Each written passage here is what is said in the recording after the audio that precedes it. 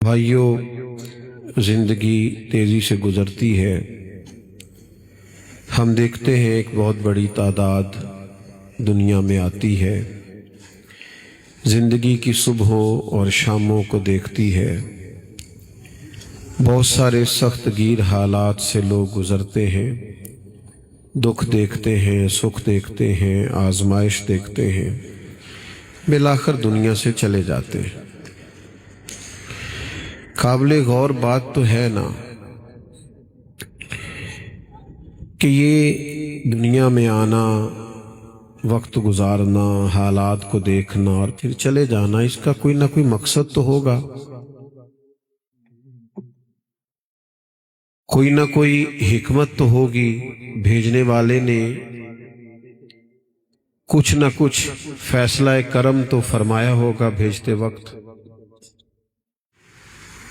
دنیا میں آنے کے لیے ہر انسان کا کچھ نہ کچھ مقصد ہے۔ ہم نے اپنے اپنے حساب سے کچھ مقصد طے کر لیے ہیں جو ہمیں تکلیف دے رہے ہیں۔ کچھ لوگوں نے سوچا ہے کہ شاید دنیا میں آنے کا مقصد محض پیسہ جمع کرنا ہے۔ پیسہ ایک ضرورت ہے، مقصد نہیں ہے۔ کچھ لوگوں کا خیال ہے کہ شاید بہت ساری شہرت جمع ہو جائے، ہزاروں، لاکھوں، سینکڑوں لوگ مجھے جاننے لگ جائیں، ہر آدمی کو پتہ چلے کہ میں بھی موجود ہوں، میرا بھی یہ نام ہے، میرا بھی یہ تعارف ہے، تو شاید یہ میرا مقصد ہے۔ کچھ لوگوں کا خیال یہ ہوتا ہے کہ کسی بڑے عہدے پر متمکن ہو جاؤں، کوئی بڑا منصب مل جائے، کوئی سیاسی سماجی حلقوں میں جانا پہچانا جانے لگوں، تو یہ میرا مقصد ہے۔ کچھ کام تکلیف دہ ہوتے ہیں، اذیت پہنچاتے ہیں۔ یہ دولت کی، شہرت کی، اقتدار کی محبت، یہ بہت بڑا نقصان کرتی ہے انسان کی روح کا۔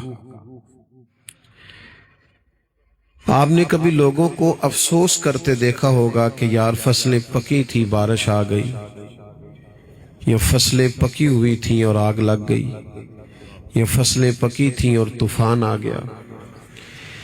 اندر کی فصل جب پوری طور پر پک جاتی ہے نا، روح کی فصل جب پوری طور پر پک کر تیار ہوتی ہے،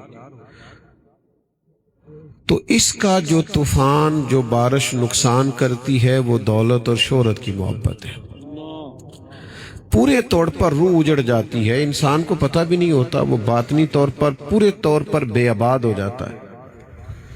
حدیث موجود ہے سیاستہ میں، نبی کریم صلی اللہ تعالی علیہ وسلم نے ارشاد فرمایا کہ دو بھوکے بھیڑیے، بھیڑیا ویسے ہی خطرناک ہوتا ہے، اور بھوکا ہو پھر کتنا خطرناک ہوگا۔ حضور فرماتے ہیں دو بھوکے بھیڑیے بکریوں کے ریوڑ میں کھلے چھوڑ دیے جائیں، وہ اتنا نقصان نہیں کرتے جتنی دولت اور شہرت کی محبت انسان کے باطن کا نقصان کرتی۔ آپ سوشل میڈیا اٹھا کے دیکھیں، سیانے سیانے لوگ مشہور ہونے کے لیے کیا حرکات کر رہے ہیں۔ وزادار آدمی ہے، کچھ چیزیں اس کی طبیعت پر میچ ہی نہیں کر رہی، لیکن اسے شہرت چاہیے۔ دولت کمانے کے لیے لوگ کیسے کیسے خطرناک حربے استعمال کرتے ہیں۔ تو کریم رب نے فرمایا تمہارا دنیا میں آنے کا مقصد ہے، اس مقصد حیات کو سمجھو۔ ارشاد فرمایا الذی خلق الموت والحیات لیبلوکم ایکم احسن عملا، ہم نے موت اور حیات کو اس لیے پیدا کیا ہے تاکہ پتہ چلے تم میں بہترین عمل کون کرتا ہے۔ اپنے کردار سے، اپنی صلاحیت سے، اپنے ہنر سے، اپنے منصب سے، اپنی تعلیم سے بہترین زندگی کون گزارتا ہے اور اچھے اعمال کا اثر کون چھوڑتا ہے۔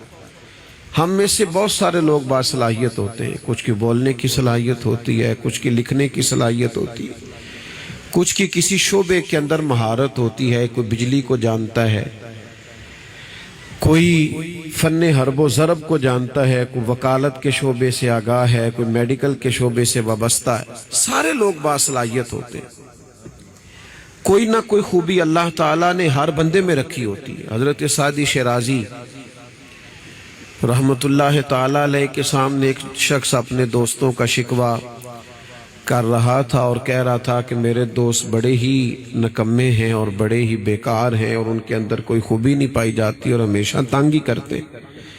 تو حضرت سعدی اسے پھر بھی کہہ رہے تھے کہ دوستوں کو چھوڑنا نہیں چاہیے، غلطیوں کی اصلاح کی کوشش کرنی چاہیے. ہاں بدعقیدہ ہو جائیں، بد مذہب ہو جائیں تو بات الگ ہے، لیکن ویسے کوئی کمزوریاں آ جائیں تو ان کمزوریوں کی اصلاح ہوتی ہے، تربیت ہوتی ہے. آپ تربیت کر لیں، لیکن وہ بندہ کہنے لگا جی ان میں کوئی خوبی پائی نہیں جاتی. تو حضرت سعدی فرمانے لگے یہ تو نہیں نہ ہو سکتا کہ اللہ نے بندہ بنایا اور اس میں خوبی کوئی نہ ہو. وہ کہنے لگا حضور ان میں کوئی خوبی نہیں. فرمانے لگے چل پھر سن، پانی اگر بڑا گدلا بھی ہو نا، میلا کچیلا بھی ہو، تو آگ بجھانے کے کام پھر بھی آ جاتا ہے. اسے پی نہیں سکتے، اسے وضو نہیں کر سکتے، اسے کسی خاص استعمال میں نہیں لا سکتے، پر آگ جیسی خطرناک چیز پھر بھی بجھا سکتا.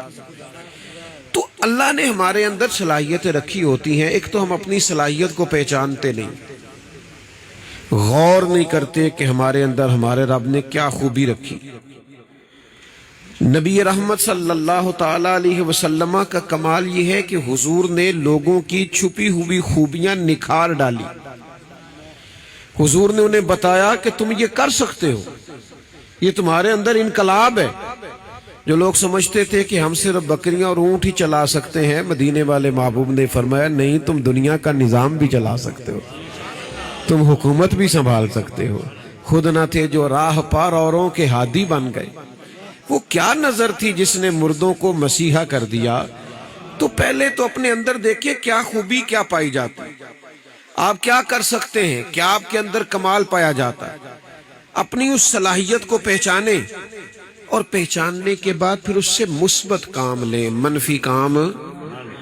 کچھ لوگوں کے اندر صلاحیت ہوتی ہے منفی کام لیتے ہیں.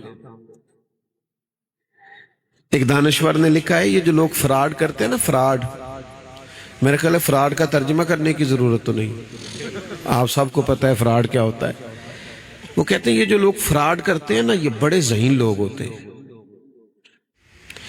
اتنے بڑے مالدار کو، کروڑ پتی آدمی کو لوٹ لیا، سیانے تھے تو لوٹ لیا نا، بیوقوف آدمی تو نہیں لوٹ سکتا.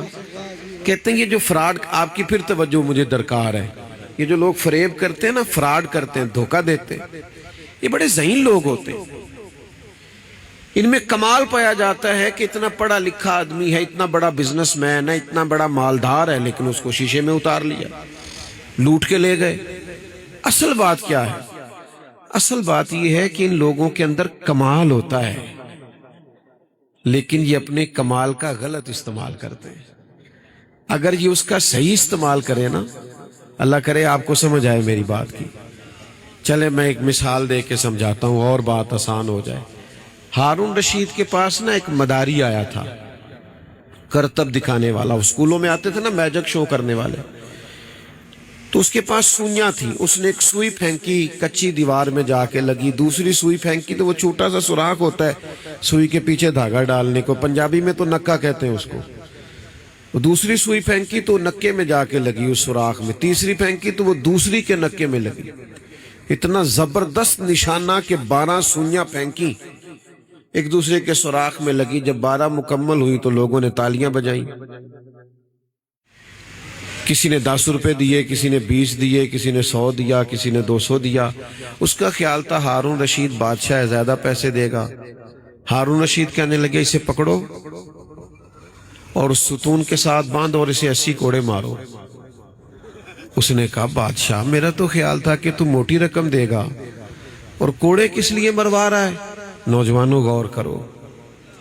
ہارون رشید کہنے لگے کوڑے اس لیے مروا رہا ہوں کہ اللہ نے تجھے اتنا پکا نشانہ دیا ہے اور تو مداری گر بن گیا ہے. میں تجھے اسلامی فوج میں بھرتی کروں، یہی نشانہ دین کے دشمنوں پہ لگا. تیرے اندر صلاحیت ہے، تیرے اندر خوبی ہے، اس خوبی کا مثبت استعمال کر، خیر کے کاموں میں اس خوبی کو لگا. امام بخاری میں صلاحیت تھی نا، انہوں نے اپنی خوبی لگائی اور امت کو بخاری شریف عطا کی. امام مسلم لکھنا جانتے تھے، سفر کیا، محبوب کی احادیث کا ذخیرہ جمع کیا. ان کی چھان پھٹک کر کے، واضح کر کے، دلائل دے کے، درجہ بندی کر کے طے کیا۔ لوگوں میں خوبیاں تھیں، انہوں نے دین کے لیے لگا دی، عمریں لگا دی، ڈیوٹیاں کر دی۔ کیا ڈیوٹی کرتے تھے سیدنا بلال حبشی؟ میرے نبی کی مسجد میں جھاڑو دیتے تھے، آنے والے مہمانوں کی خدمت کرتے تھے۔ حضور سید عالم علیہ السلام کی بارگاہ میں جو حاضری دینے آتے تھے، ان لوگوں کے لیے حضرت بلال حبشی آسانیاں کرتے۔ عمر بھر یہ ڈیوٹی کی اور جم کے کی، ادھر ادھر نہیں دیکھا۔ پتہ ہے کمال کیا ملا؟ اپنے آپ سے کوئی نفع لیا ہے نا، زندگی اور موت کا مقصد پہچانا ہے۔ پتہ ہے نتیجہ کیا نکلا؟ حضور معراج شریف سے واپس آئے تو فرمایا بلال آپ کیا عمل کرتے ہیں؟ یا رسول اللہ آپ سے بہتر کون جانتا ہے؟ فرمایا بلال کمال ہو گئی، میں معراج پہ گیا ہوں، میں نے تو جنت میں بھی آپ کے چلنے کی آواز سنی ہے۔ حضرت بلال عرض گزار ہوئے، یا رسول اللہ صلی اللہ علیہ وسلم آپ نے فرمایا تھا جب وضو کرو مسجد آؤ تو 2 رکعت پڑھ لیا کرو، میں نے چھوڑی کبھی نہیں۔ تو دوست اپنے آپ سے کوئی کام لیں، آپ ایک کام کریں زندگی میں، تھوڑا مضبوط کر کے کریں۔ باصلاحیت ہیں تو کوئی کچھ کر جائیں، اچھے کھانے کھا جانا، اچھے کپڑے پہن جانا، اچھی تصویریں بنا جانا، اور کچھ عرصے کے لیے سیاسی سماجی فلاحی کہلا جانا، اس سے کیا نتیجہ نکلتا ہے؟ نتیجہ تو یہ ہے کہ آپ کا وجود نفع بخش ہو، آپ کچھ چھوڑ جائیں زندگی میں، کچھ ایسے صدقات جاریہ ہوں جن سے پھر نفع ہوتا رہے، جن سے پھر برکت ہوتی رہے، جن سے پھر خیر بٹتی رہے، جس سے پھر آنے والے وقت میں لوگوں کے لیے آسانیاں ہوتی رہیں۔ میں آپ کی خدمت میں عرض کروں، ایک وقت آتا ہے کہ پھر انسان کو نہ لگن لگتی ہے اب میں کچھ کروں، اب میں کوئی انقلاب برپا کروں، اپنے آپ سے کوئی کام لوں، پھر اس وقت دیر ہو جاتی ہے۔ آپ کی توجہ ہے میری بات پر؟ صحت مند لوگ بیمار ہونے لگتے ہیں، جوان لوگ بوڑھے ہونے لگتے ہیں، تندرست وجود کمزور ہونے لگتے ہیں۔ انسان آہستہ آہستہ محسوس کرتا ہے کہ اس کے قوا اور اعصاب کمزور ہونے لگے۔ اس وقت سے پہلے کہ جب بڑھاپا آ جائے، اس وقت سے پہلے کہ جب انسان کمزور ہونے لگ جائے، اس وقت سے پہلے کہ جب انسان کے اندر یہ چیزیں طاری ہونے لگ جائیں، ہمیں کچھ نہ کچھ اعمال حسنہ، کچھ نہ کچھ خیر سمیٹنی چاہیے، کچھ نہ کچھ نفع لینا چاہیے، کچھ نہ کچھ برکات حاصل کرنی چاہیے۔ نبی کریم صلی اللہ تعالی علیہ وسلم نے فرمایا تم نے نا موت آنے سے پہلے زندگی کو غنیمت سمجھنا ہے، بڑھاپا آنے سے پہلے جوانی کو غنیمت سمجھنا ہے۔ فرمایا بیماری آنے سے پہلے صحت کو غنیمت سمجھنا ہے۔ اچھے اعمال ترتیب دینے ہیں، اپنی صلاحیت کو اور اپنے وقت کو اور اپنے اوقات کو صحیح کر کے مینج کرنا ہے، خیر جمع کرنی ہے، اپنی آخرت کے لیے برکات جمع کرنی، کوشش کرنی ہے کہ ہم اپنے آپ سے کچھ ایسا کر جائیں کہ جس کی وجہ سے پھر اللہ تعالیٰ کی رحمت اور اس کا فضل ہماری طرف متوجہ ہو اور ہماری دنیا اور آخرت بن جائے۔ لیکن شرط، وہ ہمارے ایک بزرگ تھے تو فرماتے ہیں کسی کو سمجھا رہے تھے، اسے کہہ رہے تھے کہ یار کوئی اعمال خیر کر، تو آپ کو پتہ ہے لوگوں نے اپنی اپنی طبیعت کے لیے، اپنے آپ کو مطمئن کرنے کے لیے کچھ نہ کچھ دلیلیں بھی یاد کی ہوئی ہوتی ہیں۔ یہاں تو کسی سے کہنا کہ تو یہ کام کرتا ہے تو کہنا میں کیڑا کلا کرنا، ساری دنیا ہی کر دی۔ حالانکہ نیکیاں جمہوری نہیں ہوتی کہ پہلے سارے لوگ ٹھیک ہوں گے تو پھر آپ نے ہونا ہے، سب غلط بھی چلیں تو آپ نے اپنا رستہ ٹھیک رکھنا ہے۔ آمدام برسر مطلب، وہ کہتے ہیں میں نے اس شخص سے کہا کہ تو ٹھیک ہو جا، تو کہنے لگا حضرت آپ ڈراتے رہتے ہیں ہر وقت، اللہ کی رحمت تو بہانہ تلاش کرتی۔ تو فرمانے لگے یہی تو تجھے سمجھا رہا ہوں، کچھ ایسا کر کہ بہانہ بن جائے اس کی رحمت کا، کچھ ایسا کر کہ بہانہ بنے اور اس کی رحمت متوجہ ہو۔ تو بھائی کچھ ایسا عمل کریں، کچھ ایسا زندگی میں کر گزریں۔ دیکھو نبی کریم صلی اللہ تعالی علیہ وسلم نے ارشاد فرمایا کہ ایک شخص نا اپنے گھر سے نکلا اور وہ باہر آیا تو باہر آن کر کے اس نے دیکھا کہ رستے میں نا چوک میں ایک درخت لگا ہوا ہے. میں نے زیادہ باتیں نہیں کرنی، آپ توجہ کریں، بس میں بات کو سمیٹتا ہوں تھوڑی دیر میں. تو لوگوں کو تکلیف ہونا، ہم تو خیر پرواہ نہیں نہ کرتے، گاڑی بھی جہاں مرضی پارک کر دیتے، اور اگر کوئی بیچارہ بول دینا صاحب سائیڈ پہ کر لے تو کہندے تم آگ بجھانی جا کے. بھئی اس نے نہ بھی آگ بجھانی ہو تو پھر بھی آپ کے لیے درست نہیں ہے. آپ رستہ چھوڑ کے اپنی سواری کو کھڑا کریں، یہی بہتر ہے اور یہی اخلاق کا تقاضا ہے. تو حضور فرماتے ہیں اس شخص نے دیکھا کہ عین چوک میں بیچ بالکل درخت لگا ہوا ہے اور لوگ گزرتے ہیں تو انہیں تکلیف ہوتی. تو اس شخص نے کیا کیا، اس نے اکیلے نے نا وہ درخت کاٹ دیا، لوگوں کا رستہ کشادہ کر دیا کہ اللہ کے بندے گزرے تو انہیں تکلیف نہ ہو. فرمایا اس نے لوگوں کا رستہ کشادہ کیا تھا، اللہ تعالیٰ نے اس کے لیے اپنی رحمت سے معافی کا فیصلہ فرما دیا. لیکن یہاں تو لوگوں کو رستے بند کرنے کا شوق ہے، رستے تنگ کرنے کا شوق، تکلیفیں دینے کا شوق. تو یاد رکھیے گا کہ اپنے وجود سے کچھ ایسا کیا جائے جس سے اللہ کی رحمت کرم متوجہ ہو، بہانہ بنے اور ہمارے لیے آسانی ہو. لیکن ہم باوجود اس کے کہ ہمارے اندر صلاحیت ہوتی ہے، خوبی ہوتی ہے، کر سکتے ہیں، ہماری گنجائش میں ہوتا ہے. آپ نے مجھ سے ناراض نہیں ہونا، کچھ لوگوں کے ایک ٹیلی فون سے کئی لوگوں کا مسئلہ حل ہو جاتا ہے، لیکن وہ اتنی تکلیف کرنا بھی پسند نہیں کرتے. ان کے صرف کہہ دینے اور بول دینے سے برکت ہو جاتی، لیکن وہ اس کے لیے بھی ذہنی طور پر تیار نہیں ہوتے. تو ساتھیو، کوشش کی جائے کہ کچھ ایسا زندگی میں کر جائیں کہ جب ہم جائیں نا دنیا سے تو دعائیں کرانی نہ پڑیں، دعائیں نکل جائیں دلوں سے. جو آئے وہ دعا کر کے جائے کہ یار کمال ہو گئی، یہ تو بندہ ہی بڑا قابل تھا، یہ تو بندہ ہی بڑا انفرادی تھا. یعنی دعائیں، وہ مرحوم واصف علی واصف تھے نا، تو سکول ایک بنا رکھا تھا، پرائیویٹ سکول، ریٹائرمنٹ. آپ کی توجہ ہے میری بات پر؟ تو ایک دن وہ کلرک کہنے لگا کہ حضرت میں لوگوں سے کہتا ہوں اتنی فیس دیں تو آپ کے پاس جاتے ہیں تو آپ کہتے ہیں فری داخل کر لو. تو ہر روز اتنے بندے آپ فری داخل کر رہے ہیں تو کاروبار کیسے چلے گا؟ تو فرمانے لگے تیرا کیا خیال ہے؟ میں کاروبار کر رہا ہوں. انہوں نے کہا پھر کیا کر رہے ہیں؟ کہنے لگے اپنے جنازے کے بندے پکے کر رہا ہوں. میں اپنے جنازے کے اکھاں جدوں میٹیاں زمانہ مینوں روے گا، اپنا تے اپنا بیگانہ مینوں روے گا. جدوں نہ میں دسیا میں خاراں نوں میں خانے وچ، پھر جام ٹوٹ جان گے تے میں خانہ مینوں روے گا.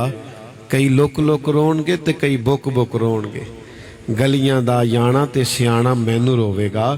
تو کو کام ایسا کیا جائے جس سے انسان کے لیے صدقہ جاریہ بچے. باقی یہ کہ ہم آ رہے ہیں، ہم جا رہے ہیں، یہ میں یہاں حاضر ہوں، میں یہاں پہنچ گیا ہوں، میں یہاں سے نکل گیا ہوں، اب سارا دن سٹیٹس لگائیں، منع نہیں ہے. پر یہ کہ بھائی اپنے وجود سے کوئی کام بھی لیں، کچھ ایسا کریں جس کی برکات مرنے کے بعد قبر میں بھی نصیب ہو، جس کی برکات مرنے کے بعد آخرت میں بھی نصیب ہو، جس کا کچھ نفع بھی حاصل ہو. اب تو ہم اپنے دینی کاموں کو بھی دنیا بنا لیتے ہیں، اس میں بعض اوقات اتنا دکھاوا ہو جاتا ہے کہ دینی کام دینی رہتا ہی نہیں، وہ دنیا بن جاتا ہے. میں نے آپ سے وعدہ کیا تھا لمبی چوڑی تقریر نہیں کرنی، پر ایک دو بات سنیں تاکہ اپنی بات کو سمیٹنے کی طرف آؤں.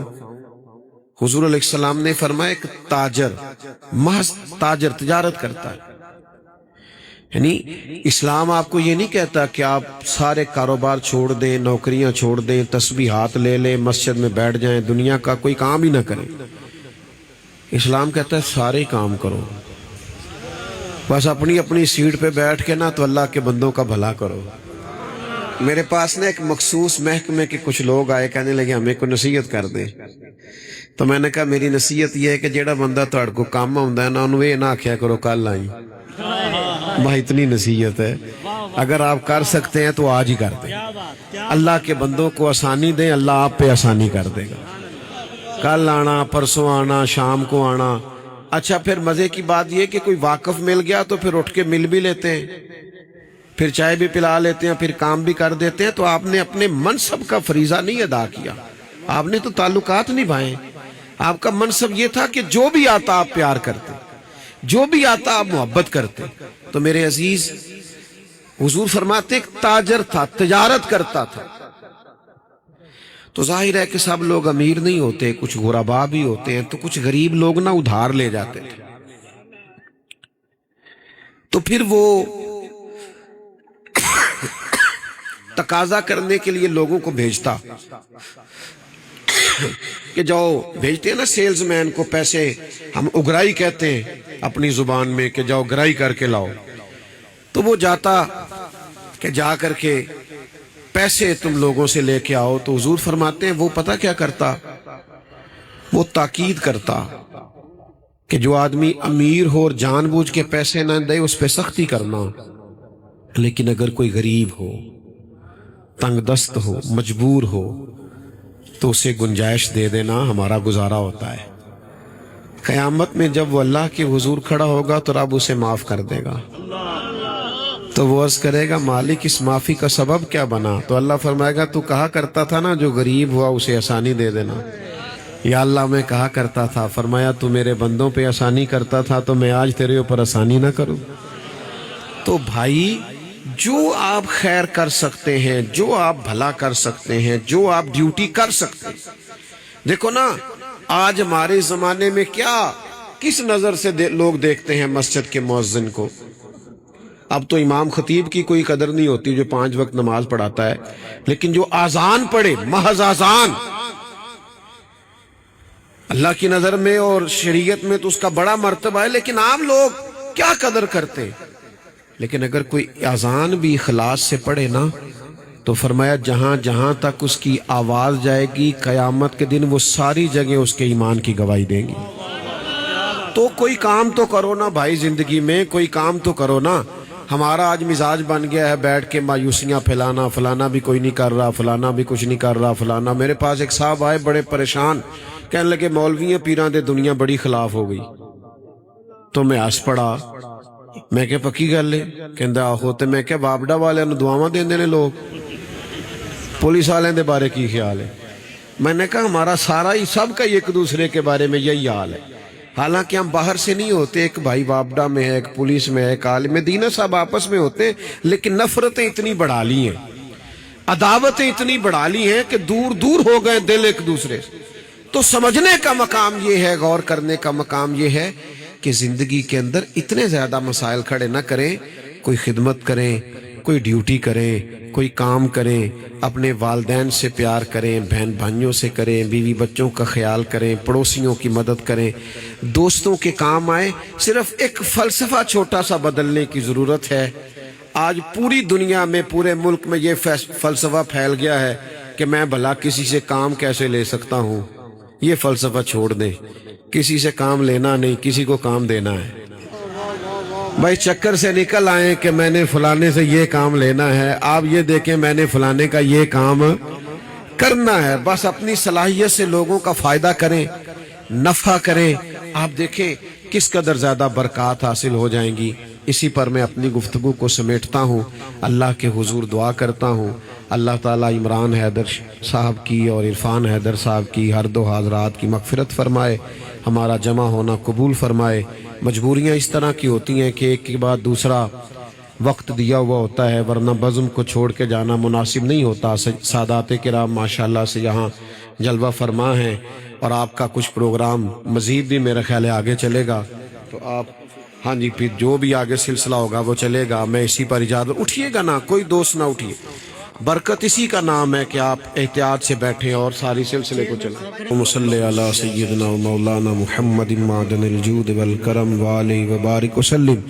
اللہ اس بزم حسن میں جو بھی امور خیر سر انجام دیے گئے اپنی بارگاہ میں قبول فرما۔ اس تمام کا ثواب حضور سید عالم علیہ السلام کی عالی مرتبت بارگاہ میں پیش کرتے ہیں، قبولیت کا شرف عطا فرما۔ سرور کائنات علیہ السلام کا وسیلہ پاک تمام انبیاء کرام علیہ السلام کی عالی مرتبت پاک بارگاہوں میں پیش کرتے ہیں، قبول فرما۔ نبی کریم علیہ السلام کی مقدس اہل بیت اطہار کی مقدس بارگاہوں میں پیش کرتے ہیں، اللہ قبول فرما۔ حضور کے جمیع صحابہ کرام کی عالی مرتبت بارگاہوں میں پیش کرتے ہیں، اللہ قبول فرما۔ تمام تابعین، تبع تابعین، علماء، محدثین، مفسرین، ائمہ مجتہدین، سلاسل طریقت کے تمام بزرگان دین کی ارواح کو اصال ثواب کرتے اپنے فضل و کرم سے قبول فرما۔ میرے کریم اللہ، اتنی بڑی تعداد میں مسلمان یہاں جمع ہوئے، ذکر اذکار ہوا، نعت خوانی ہوئی، ہم سب نے ہاتھ اٹھائے۔ اللہ تعالیٰ اس تمام کا ثواب ہم عمران حیدر صاحب اور عرفان حیدر صاحب ہر دو حضرات کی بارگاہوں میں اصال ثواب کرتے ہیں، قبول فرما۔ اللہ ان کی قبروں کو ٹھنڈا اور روشن فرما، نبی کریم علیہ السلام کے نور پاک سے منور فرما، تا حد نگاہ وسیع فرما۔ اللہ جب قبروں سے نکلیں تو نامہ اعمال سیدھے ہاتھ میں عطا فرما، اپنے نیک اور پاکیزہ بندوں کی جماعت میں شامل فرما، محشر کی سختیاں ان پر آسان فرما۔ کریم اللہ، ان کے والدین کو صبر جمیل عطا کرنا، بڑا حوصلہ عطا کرنا، اہل خانہ کو ہمت اور توفیق عطا کرنا۔ اللہ وہ جتنی نشانیاں چھوڑ گئے ہیں سب کی حفاظت فرمانا۔ انسان ہونے کے ناطے زندگی میں کمی، کمزوری، غفلت، سستی ہو گئی، اپنے فضل سے معاف فرما۔ دامے، درمے، قدمے، سخنے، چھوٹی بڑی جتنی نیکیاں انہوں نے کی ہیں ساری قبول فرما لے۔ اللہ کریم ان کی چھوٹی نیکیاں بھی بڑی کر کے ان کے لیے ذخیرہ آخرت بنا دے۔ اللہ تعالیٰ یہ ساری دعائیں ہم جتنے حاضر ہیں، ہم سب کے خاندانوں میں سے جو دنیا سے گئے ہیں سب کے حق میں قبول فرما دے۔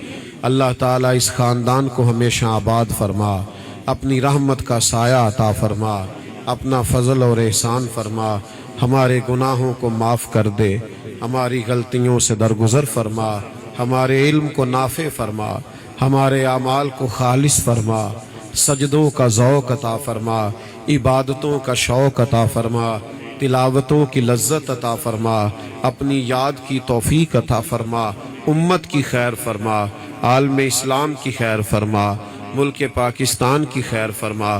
ہم میں سے کوئی بیمار ہے تو شفا دے دے، مقروض ہے تو قرض سے رہا کر دے، تنگ دست ہے تو رزق میں وسعت پیدا کر دے۔ ہم تیرے عاجز بندے ہیں، دنیا ہو یا آخرت ہو، ہماری پردہ پوشی فرمانا، ہماری پردہ پوشی فرمانا۔ اللہ تعالیٰ جعفر صاحب کے لیے بھی دعا کرتے ہیں، ان پر بھی اپنا خاص فضل و احسان فرما، اپنی خاص رحمت فرما، اپنا خاص احسان فرما۔ اللہم انا نسألک العفو والعافیۃ فی الدین والدنیا والآخرہ۔ اللہم اعنی علی ذکرک وشکرک وحسن عبادتک۔ رب اغفر وارحم وانت خیر الراحمین۔ وصلی اللہ تعالی علی النبی الامی وعلی آلہ واصحابہ اجمعین برحمتک یا ارحم۔